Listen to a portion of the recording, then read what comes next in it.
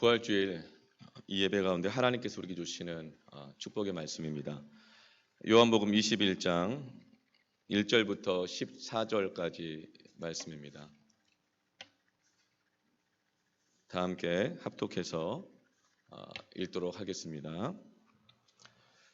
그 후에 예수께서 디베랴 호수에서 또 제자들에게 자기를 나타내셨으니 나타내신 일은 이러하니라.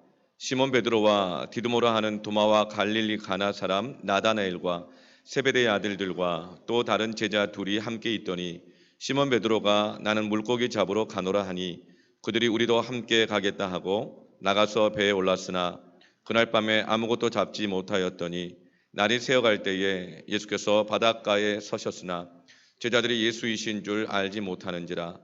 예수께서 이르시되 얘들아 너에게 고기가 있느냐 대답하되 없나이다. 이르시되 그물을 배 오른편에 던지라. 그리하면 잡으리라 하시니 이에 던졌더니 물고기가 많아 그물을 들 수 없더라. 예수께서 사랑하시는 그 제자가 베드로에게 이르되 주님이시라 하니 시몬 베드로가 벗고 있다가 주님이라 하는 말을 듣고 겉옷을 두른 후에 바다로 뛰어내리더라. 다른 제자들은 육지에서 거리가 불과 한 50칸쯤 되므로 작은 배를 타고 물고기 든 그물을 끌고 와서 육지에 올라보니 숯불이 있는데 그 위에 생선이 놓였고 떡도 있더라.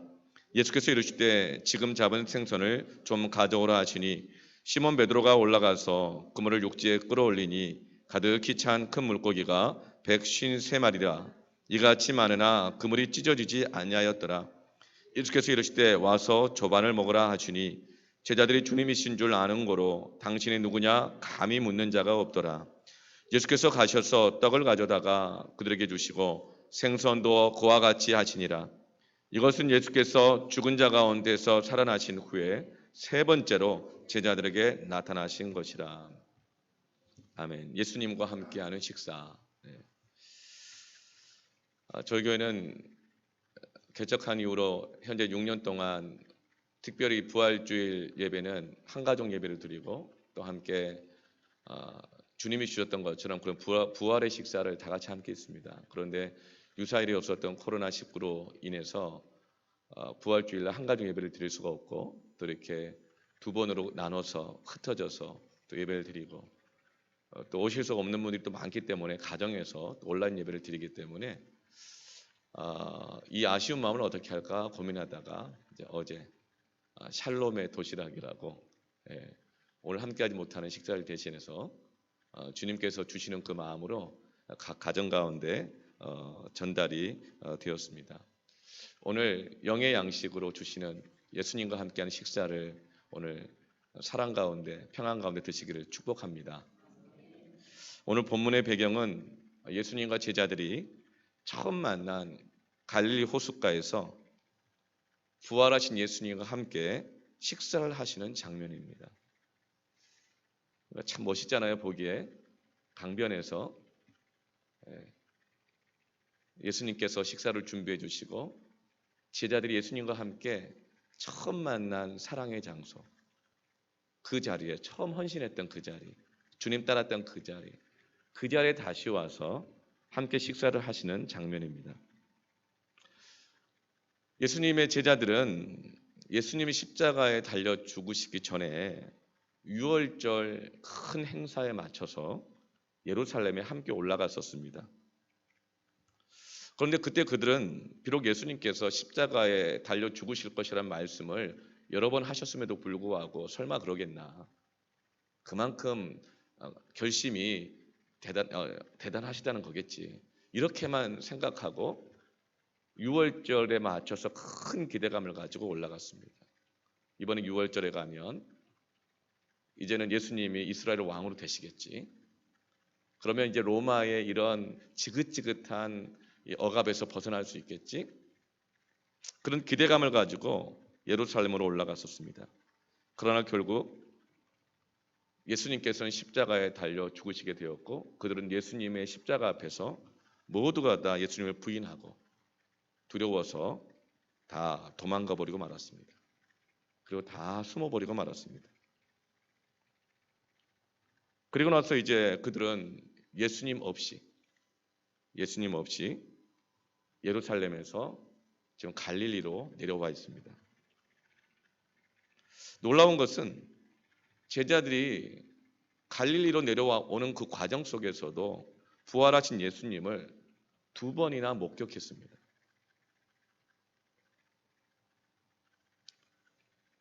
그런데 지금은 예수님 없이 그들끼리만 갈릴리로 내려와 있다는 것입니다.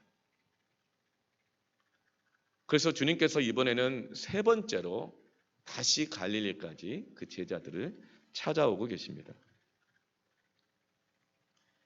1절부터 2절 말씀을 보면 또라는 말이 나오잖아요.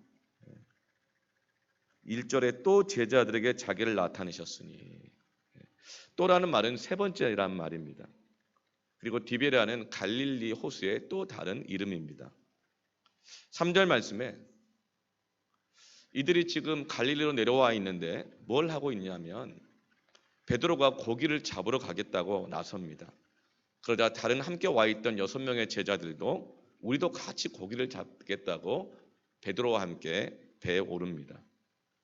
지금 이들은 예수님 없이 갈릴리로 돌아와 있고, 그들은 비록 십자가도 경험했고 말씀대로 부활하신 예수님을 만났지만, 그러나 여전히 이들은 순식간에 한순간에 예수님 없이 옛날의 직업으로 돌아와 있습니다. 여러분, 그때 제자들의 마음이 어땠을까요? 부활하신 예수님을 만났지만 예수님과 함께하지 않고 그들끼리 갈릴리로 와서 예수님 따르기 이전의 그 생활로, 직업으로 돌아갈 때, 그 배에 올라탈 때 제자들의 마음이 어땠을까요? 종종 어떤 일로 이제 더 이상은 교회 안 다니겠다고 하시는 분이 있습니다. 하나님을 안 믿는 게 아니에요. 예수님 부인하는 것도 아니에요. 성경을 안 믿는 것도 아니에요. 그렇지만 이제는 마음으로만 믿고 현실에 충실하며 살겠다고 하시는 분이 있습니다. 그런 분들 마음 가운데는요, 깊은 실패감과 상처가 있는 것을 보게 되어집니다.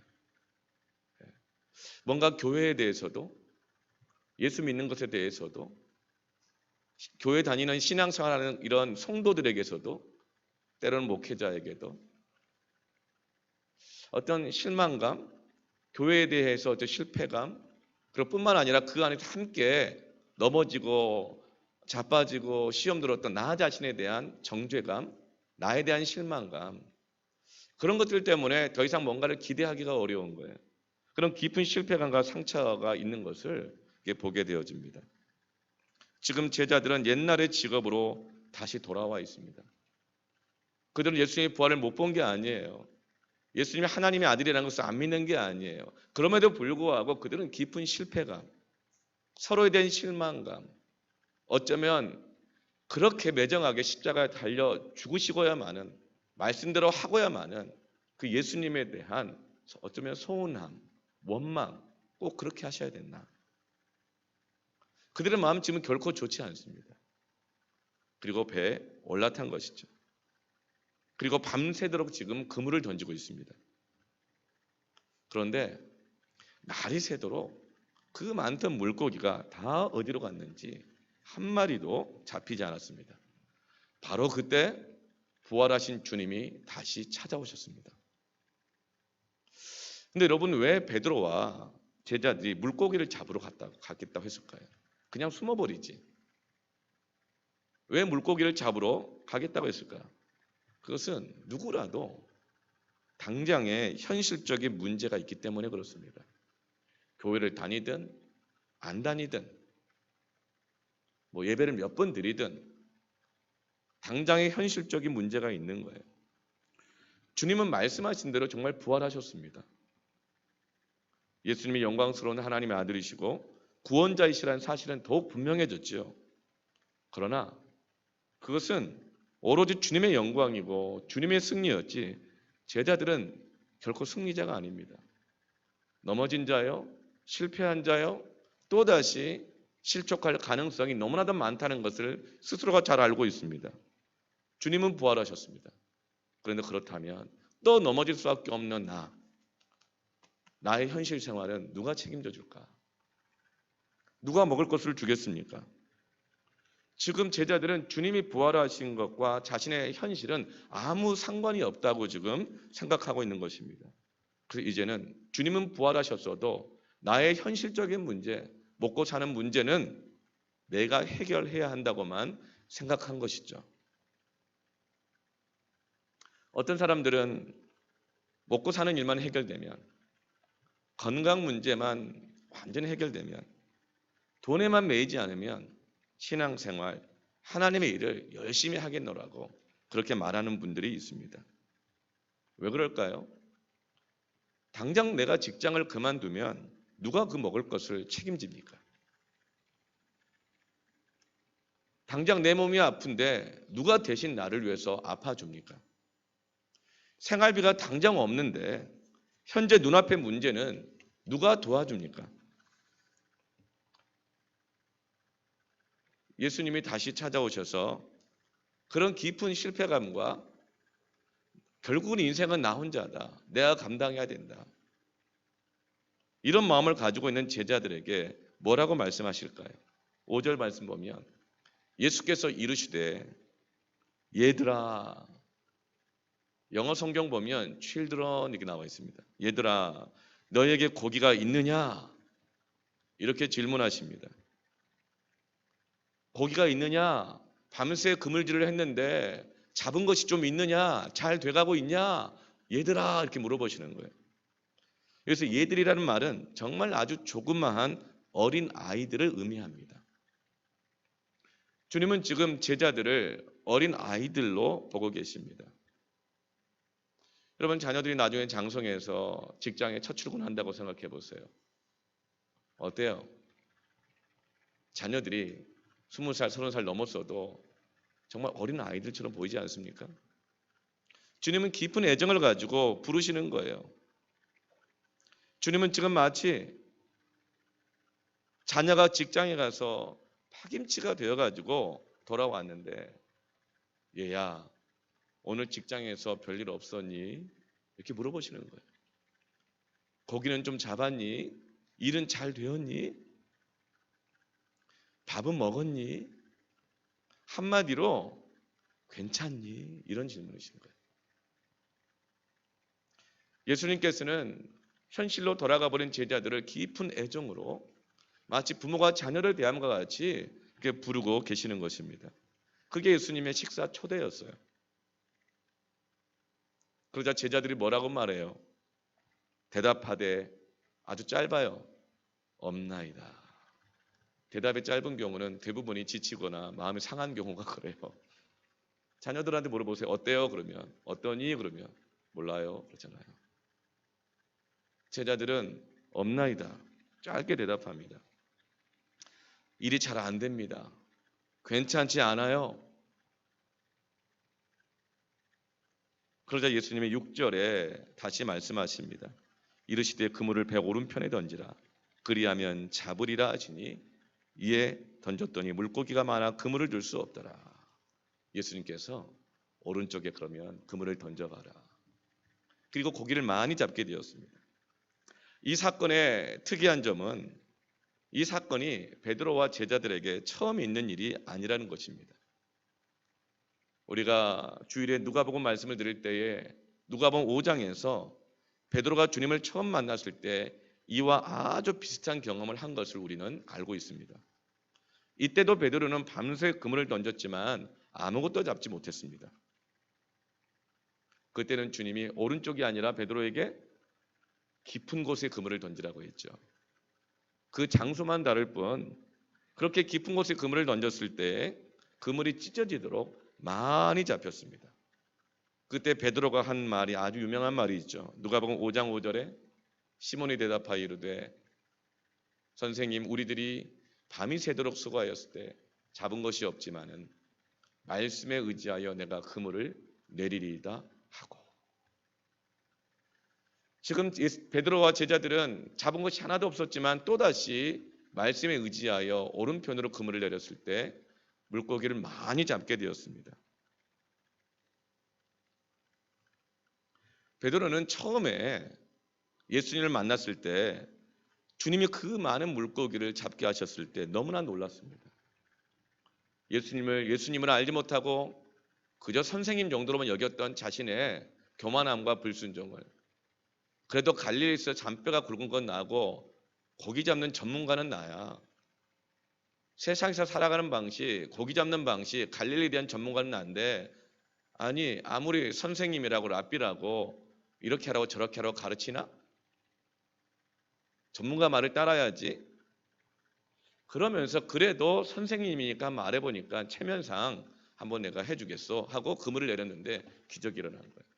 그때 베드로가 자신의 교만함을 깨닫고 하나님의 말씀을 사람의 말보다도 못하게 여겼던 것, 하나님의 말씀을 전문가의 말보다도 못하게 여겼던 그 교만함을 회개하면서 주여 내가 죄인입니다, 나를 떠나소서 하면서 그는 감격 가운데 예수님을 하나님의 아들로 영접하였고, 그리고 주님을 따르기로 제자가 되기로 결단하고, 이제 주님을 따르면서 이전에 가졌던 세상에 살아가는 삶의 소망이 아닌 주님과 함께하는 새로운 소망을 갖게 되었습니다. 예수님만 따라가면 인생이 달라지겠구나. 예수님은 보통 사람이 아니라 그냥 선생님 정도가 아니라 하나님의 아들이시구나. 이제 예수님만 따라가면, 예수님 말씀대로만 하면 이 이스라엘 나라가 로마로부터 자유하게 되어지고 새로운 나라가 되겠구나. 새로운 소망이, 비전이 가슴 벅차게 올라오면서 모든 것을 버리고 주님을 따랐습니다. 그러나 지금은 어떻습니까? 베드로와 제자들은 3년의 세월이 지났지만 실패감만 가득 안고 갈릴리에 와서 또 고기잡이를 하고 있지만 아무것도 잡지 못하고 있습니다. 그때 감격과 기대와 소망과 믿음은 다 사라지고 또다시 자기가 먹고 살아야 하는 현실을 염려하고 거기에 급급해하는 사람들로 돌아가 버리고 말았습니다. 그런데 주님께서는 제자들에게 다시 이 비슷한 체험을 하게 하십니다. 여러분, 이때 가장 번거로운 게 누굴까요?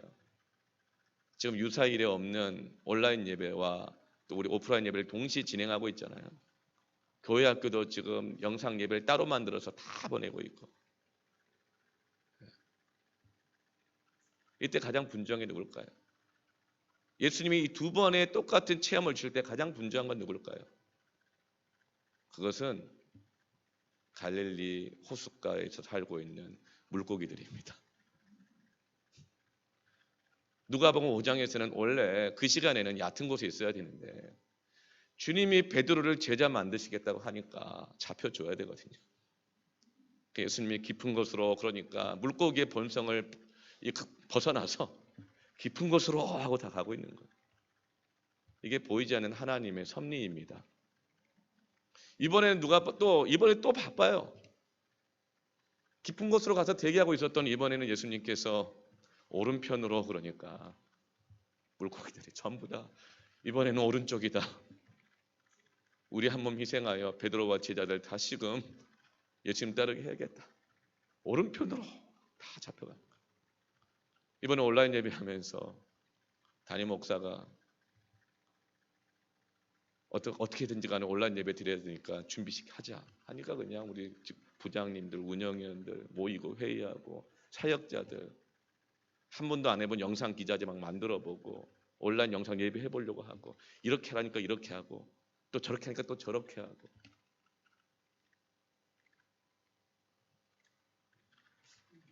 이 안에 주님의 사랑이 있는 줄로 믿습니다. 우리는 주님께서 깊은 대로 하라 그러면 깊은 대로 가는 것입니다. 오른쪽으로 던져라 하면 오른쪽으로 던지면 되는 것입니다. 네. 주님께서 이렇게 왜 계속적인 반복적인 체험을 주실까? 한 번 나타나고 두 번 나타나도 따르지 않는 제자들을 그냥 버려두지 않고 왜 세 번째로 이 갈릴리까지 다시 찾아오셨을까요?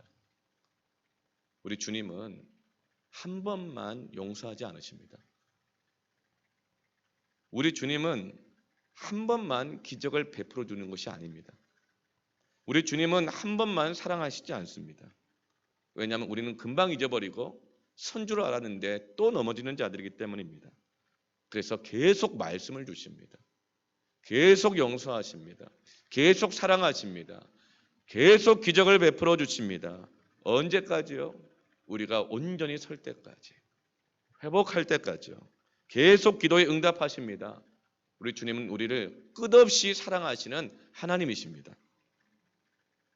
베드로가 예수님 말씀을 듣고 그물을 내렸더니 고기가 그물을 들 수 없을 정도로 많이 잡힙니다. 이때 베드로가 어떻게 합니까? 7절 말씀이에요. 예수께서 사랑하시는 그 제자가 베드로에게 이르되 주님이시라 하니 시몬 베드로가 벗고 있다가 주님이라는 말을 듣고 겉옷을 두른 후에 바다로 뛰어내리더라. 베드로는 물고기가 많이 잡혔지만 물고기는 거들떠보지도 않고 옷을 몸에 두르고 물로 뛰어듭니다. 여러분, 헤엄쳐서 가려고 하는 사람이 제정신이면 그 통으로 짠 긴 옷을 몸에 두르고 입고 가겠어요? 헤엄을 어떻게 치려고? 담요 뒤집어 쓰고 헤엄친 것과 똑같은데. 그런데 그렇게 해서 주님을 향해 헤엄쳐서 갑니다. 왜 그랬을까요? 지금 다른 제자들이 전부 다 베드로 따라서 물고기 잡으러 왔거든요. 베드로는 수제자였습니다. 주님이 다시 오시자 자기가 수제자잖아요. 대표하잖아요. 그러니까 벗은 몸으로 갈 수 없는 거예요. 예수님 앞에서 예의를 갖추고 자기도 체면을 갖추면서 그리고 물속에 뛰어들어서 헤엄쳐 가는 것입니다. 베드로가 헤엄치는 동안 무슨 생각을 했을까요? 먼저는 괜히 체면 차리느라고 옷 입었다 이 생각했을 수도 있고 3년 전에 아마 감격과 충격이 다시 살아났을 것입니다. 3년 전에 예수님 만났을 때 그 첫사랑, 첫 기적의 이 감격, 예수님이 정말 누군지 알았을 때, 내 눈이 열렸을 때 예수님은 하나님의 아들이시구나 알았을 때 그 감격, 충격이 다시 떠올랐을 거예요. 베드로와 제자들이 고기를 잡으러 간 것이 잘못일까요? 아닙니다.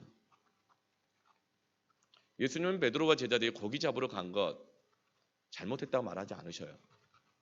우리가 공부를 정말 열심히 하거나 밤잠 안 자고 취직 준비를 하는 것 결코 나쁜 것이 아닙니다. 그렇게 해야 합니다. 오히려 그렇게 하지 않는 것 하나님은 나무라십니다. 아니 취직 준비하는 사람이 열심히 준비해야 되지. 학교 가려고 하는 사람이 공부를 열심히 해야 되지.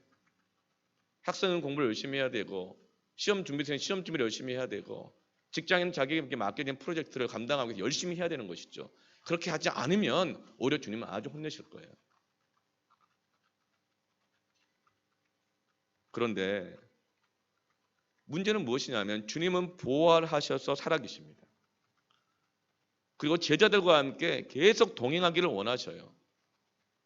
물고기를 잡는 데에도 직장 생활에서도 학교 생활에서도 가정 생활에서도 어디서든지 동행하기를 원하셔요. 그러려고 부활하신 거잖아요. 그런데 지금 제자들은 주님 없이 고기만 잡고 있는 것입니다. 내 문제는 내가 해결해야 되니까 고기만 잡고 있는 거예요.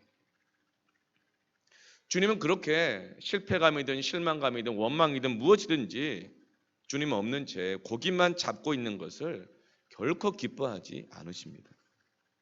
마치 주님이 안 계시고 더 이상 내 삶에는 아무 도움도 안 되는 것처럼 나 혼자만 열심히 살아가는 것, 혼자 엄청 바쁜 척하는 것, 최선을 다해서 노력하며 살아가는 것, 그것밖에는 방법이 없다고 그렇게 어쩔 수 없이 살아가는 모습을 주님은 결코 기뻐하지 않으십니다. 우리는 베드로처럼 혹시 주님 없이 밤새 그물질하고 있었던 것은 아닌가?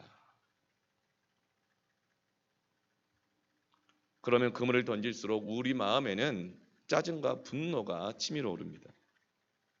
이것이 자신에 대한 원망인지 주님에 대한 원망인지 알 수가 없습니다. 베드로가 처음에 고기를 잡지 못했던 것은 고기 잡는 솜씨가 녹슬어서가 아닙니다. 갈릴리 호수가 오염돼서도 아닙니다. 그것은 베드로가 제자들이 주님 없이 고기만 잡는 것을 주님이 기뻐하지 않으셨기 때문에 고기가 잡히지 않은 것입니다. 우리가 주님 없이 여전히 고집스럽게 자기 일을 계속할 수 있습니다. 그러나 그럴 때 주님은 물어보십니다. 얘들아, 잡은 것이 있니? 얘들아, 괜찮니? 얘들아, 일은 잘 되어가니? 여러분, 이런 음성이 들릴 때, 이런 내 마음의 소리가 들릴 때 여러분, 그것은 주님의 음성인 줄로 믿으시길 바랍니다. 여러분, 그때 주님을 보아야 합니다. 부활하신 주님을 보아야 합니다. 지금도 또다시 나에게 기적을 주시길 원하시고, 지금 또다시 나를 일으켜주기를 원하시기 위해서 찾아오신 그 주님을, 부활하신 주님을 바라보시길 바랍니다. 지금 내가 이렇게 발버둥치며 살아가고 있지만 여러분, 그렇게 애쓴 결과가 무엇입니까? 혹시 물고기 몇 마리 잡을 수는 있어요. 잡을 수는 있어요, 몇 마리. 그러나 정말 그것이 주님이 내게 주신 것이라고 내놓을 만한 것들이었습니까?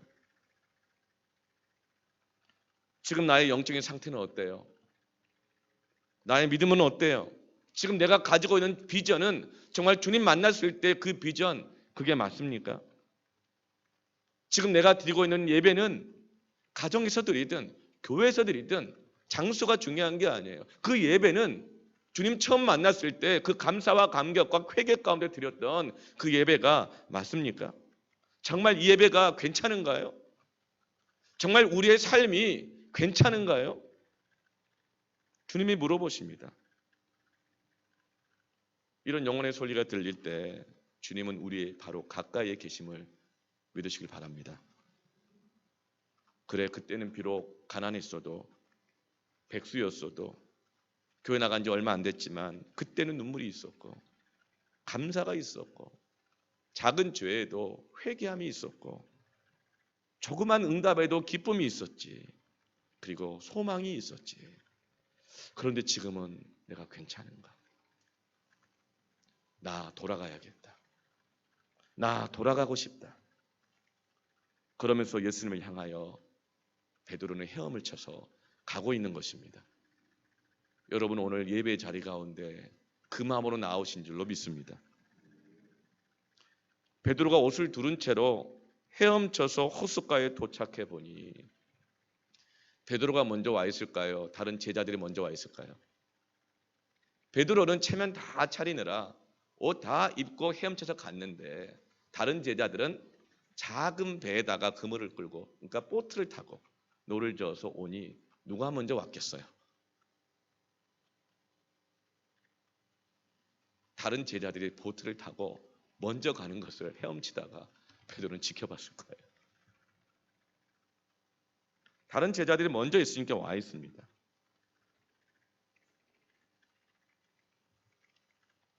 그럼 베드로는 왜 꼭 옷을 입고 헤엄을 쳤을까? 만약에 헤엄칠 생각만 했다면 옷을 안 입지요. 그러나 베드로는 예수님만 생각한 것입니다. 여러분, 예배 늦게 올 수 있고 일찍 올 수도 있어요. 그러나 예수님 생각하고 오시기를 바랍니다. 예수님 생각하니까 옷 다 갖춰 입고 오는 거예요. 그냥 교회 갈까만 생각하면 그런 생각 안 해요. 그래서 비록 늦었지만 예수님이 늦은 거에 대해서 뭐라고 말씀하세요? 안 하세요. 왜 옷을 그렇게 입고 와가지고 불편하게 얘기 안 하세요? 예수님은 베드로의 마음을 아시는 것입니다. 신령과 진정으로 예배하시길 바랍니다. 우리의 옷 매무새 하나에도, 예배 시간 지키는 것 하나에도 예수님은 중심을 보십니다. 그러다 보니 늦었어요. 베드로의 마음이 어떻게 했어요? 늦는 그 마음이 헤엄치다가 다 먼저 가버리는 거예요. 나보다 늦게 갔는데 다 가버리고 있는 거예요. 아마 그냥 가슴이 탔을 거예요. 민망하게 됐을지도 모르겠어요. 그러자 9절에 제자들이 육지에 올라와 보니 어때요? 예수님 벌써 숯불을 피워놓고 숯불 위에다가 떡과 생선을 올려놓고 아침 식사를 준비해놓고 계셨습니다. 그리고 예수님께서 제자들에게 말씀하세요. 10절에 예수께서 이르시되 지금 잡은 생선을 좀 가져오라 하시니. 제자들이 밤새 고기를 잡느라 너무 피곤하고 지쳐 보이는 거예요. 그래서 주님이 준비하신 것 갖고는 충분하지 않다고 여기신 것 같아요. 그래서 제자들에게 너희들이 잡은 물고기 중에서 더 가져와서 더 먹자, 이렇게 말씀하시는 거예요. 그런데 그때 베드로는 뭘 하고 있을까요? 11절 말씀에 시몬 베드로가 올라가서 그물을 육지에 끌어올리니 가득히 찬 큰 물고기가 153마리라 이같이 많으나 그물이 찢어지지 아니하였더라. 뒤늦게 온 베드로는 뭐 하고 있어요? 물고기 끌고 왔던 제자들은 예수님이 밥을 차려 놓으시니까 와서 먹으라 그러니까 가서 거기서 예수님과 함께 식사를 하고 있는 거예요, 먼저. 그래 뒤늦게 도착해 보니 베드로는 그 식사 자리에 낄 수가 없는 거예요. 낄 수가 없어요. 늦게 와서. 저희 교회 개척한 6년 됐습니다. 처음부터 오신 분, 최근에 오신 분, 몇 년 되신 분, 그러나 여러분 늦게 왔다고 끼지 못하시지 않기를 바랍니다. 그런 마음이 있다는 거예요. 그런 마음을 헤아리시길 바랍니다. 끼지를 못해요. 그래서 제자들이 팽겨 쳐놓고 간 그물을 뒤집어 놓고 물고기를 세고 있어요. 그래서 모나미 153, 3마리가 나온 거예요. 이때 베드로가 물고기 세지 않았으면 몰랐을 거예요. 시키지도 않은 일을 열심히 하고 있는 거예요. 그 식사 자리에 끼지 못하니까 티는 다 내고 그냥 헤엄쳐서 왔는데 늦게 왔죠. 그래서 그냥 시키지도 않은 일 물고기 세고 있는 거예요. 열심히 일을 하고 있는 거예요. 여러분 이런 마음으로 열심히 일하지 마시길 바랍니다. 지금 베드로는 예수님을 부인했다는 후유증을 지금 겪고 있는 거예요. 그러니까 막상 예수님 앞에 와보니 제자들 사이에 끼지 못하는 거예요. 왜요? 제자들이 있는 데서 호언장담했었잖아요. 다 부인해도. 누구를 가리켰어요? 여기는 제자들. 다 부인해도 나는 결코 주님을 부인하지 않을 거라고 호언장담했었잖아요. 차마 주님 앞에서 그 자리에 들어가서 주님이 손수 차려주신 밥을 먹을 자신이 없는 것입니다. 베드로는 그날 밤에 식사를 잊지 못해요. 언제요? 주님과 함께 했던 마지막 식탁. 십자가에 달리시기 그 전날 목요일 저녁에 마지막 그 식탁을 잊지를 못해요. 왜요? 예수님이 마지막 사랑으로 이 중에 나를 팔자가 있다고 말씀했을 때 베드로는 뜨끔했죠. 얼마 전에 그냥 의리로 주님에서 한다고 했다가 사탄이란 말 들었잖아요. 그렇죠? 근데 이번엔 이 중에 나를 팔자가 있다 그러니까 예수님 날 의심하는 거 아닐까? 그 말 제자들도 다 들었는데 제자들이 날 의심하는 거 아닐까? 근데 정말 누굴까 궁금해가지고 요한을 통해가지고 물어보겠어요. 그 팔자가 누구냐고. 그날 밤에 식탁의 자리를 잊지 못해요. 다른 사람은 다 떠나도 부인해도 나는 주님을 떠나지 않을 것이라고 수차례 호언장담했죠. 그러나 결국 그는 그날 밤 주님이 주는 식탁을 함께 먹고 그 다음날 시간 몇 시간 지나지도 않아서 새벽에 예수님을 3번이나 부인했습니다. 이것은 다른 제자들도 마찬가지죠. 그래서 12절 말씀 보면 제자들이 밥을 먹으면서 말이 없어요. 당신이 누구냐고 감히 묻는 자가 없다고 했어요. 말없이 그냥 밥만 먹고 있는 거예요. 말없이 그냥 예배 드렸다가 말없이 그냥 사라지는 거예요. 그러자 주님이 그렇게 물고기만 세고 있는 베드로를 부르십니다. 12절에 와서 조반을 먹으라. 와서 조반을 먹으라. 주님이 베드로를 세 번째 찾아오셔서 하신 첫 번째 말씀입니다. 저는 와서 조반을 먹어라. 이 말씀을 읽을 때 마음이 울컥하면서 눈물이 나더라고요. 차라리 야단이라도 치시지. 너 그때 나 서운했다고 말씀이라도 하시지. 너 그때 왜 그랬냐고 혼이라도 내시지. 그러면 내가 나쁜 놈이라고. 난 자격이 없다고. 그래서 여기 와 있는 거라고. 날 떠나치라고. 난 가능성이 없는 사람이라고. 그렇게라도 대답했을 텐데. 왜 야단도 치시지 않고 서운하다고 말도 않고 그냥 왜 와서 그냥 조반을 먹으라 이렇게 말씀하실까요? 베드로는 지금 자기 자신에 대해서 깊이 실망하고 있습니다. 주님을 배신한 후유증으로 주님 기피증이 생긴 거예요. 왔지만 막상 주님을 보지 못하는 거예요. 사랑하는데 이 후유증 때문에, 배신의 후유증 때문에 예배가 안 되고 주님 얼굴을 바라보지 못하는 거예요. 뿐만 아니라 대인 기피증까지 앓고 있는 것입니다. 그런 베드로에게 만약 예수님이 너 그때 왜 그랬냐고, 어떻게 그럴 수 있었느냐고 나무라시고 따지시고 혼내신다면 어떻게 할까요? 만약 그렇게 예수님이 말씀하셨다면, 예수님을 사랑하지 않는 사람이라면 이렇게 말했을 거예요. 사랑하지 않는 사람은 그런 나무라며요 변명하거나 따집니다. 같이. 어떤 인간이 나까지 죽는데 그렇게 할 사람 누가 있냐고. 나도 살아야 되지 않겠느냐고. 그리고 나만 그랬냐고. 다 그랬다고. 예수님을 사랑하지 않는 사람들은요, 자신의 실패에 대해서도 변명하거나 함께 따져 묻습니다.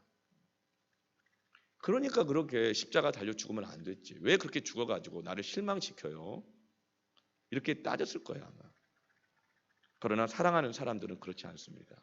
사랑하는 사람은 자신의 실패에 대해서도 변명하지 않습니다. 변명을 못해요, 사랑하니까.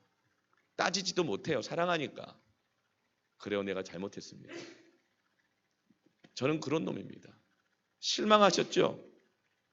그러니 더 실망하기 전에 이젠 저를 떠나세요. 저 그냥 두세요. 이렇게 말할 것이라는 것을 예수님은 잘 아시는 거예요. 베드로가 예수님을 사랑하고 있다는 걸 아는 거예요. 그래서 다른 말 하지 않고 정말 그렇게 할까 봐, 그렇게 또 도망갈까 봐 와서 조반을 먹으라고 이 말씀만 하시는 것입니다. 그리고 13절에 주님이 손수 가셔서 떡과 생선을 가져다가 제자들에게 주셔. 왜요? 더 가져오라 그랬는데 어느 제자도 움직이지 못해. 왜요? 버릇 없어가지고 갖다 바치는 것만 먹으려고 하는 게 아니고, 예수님이 십자가에 달리기 전날 함께했던 그 식탁의 자리가 떠오르거든요. 더 먹겠다는 말을 어떻게 해요? 그 예수님은 그 마음을 아시고 버릇없네 그러지 않으시고 손수 떡과 생선을 더 가져다가 더 먹이시는 것입니다. 우리는 너무나도 많이 코로나19로 인해서 지쳤어요. 너무나 고민을 많이 했기 때문에 그래요. 너무나 갈등을 많이 했기 때문에 그래요. 주님은 그것을 아십니다. 그 물어보시는 거예요. 괜찮니? 괜찮지 않은 걸 알고 계시는 거예요. 그렇게 살아가면서도 아무것도 잡은 것이 없다는 것도 아시는 거예요. 우리는 내 신앙이, 그리고 한국 교회가, 또 나의 예배와 헌신이 주님을 향한 사랑이 괜찮지 않은 것을 주님은 아시는 것입니다.